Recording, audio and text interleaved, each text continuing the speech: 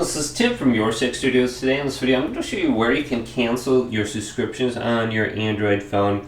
So this is under the subscriptions section on the Google Play Store, and this will allow you to discover subscriptions, manage them easily, and earn play points all in one place. So you get here very easily just on the Google Play Store. Let's locate it. It's right here on my home screen. Could be somewhere else for you.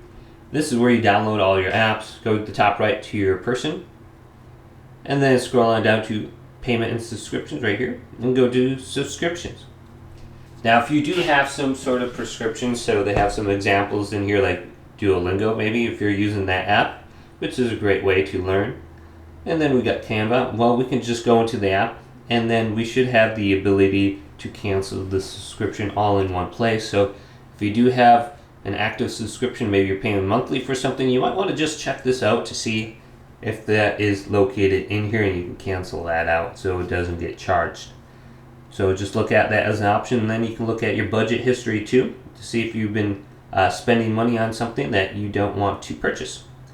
So hopefully this video did indeed help you out. If it did, leave it a big thumbs up and subscribe to my channel down below for more technical videos coming up next on Your Six Studios.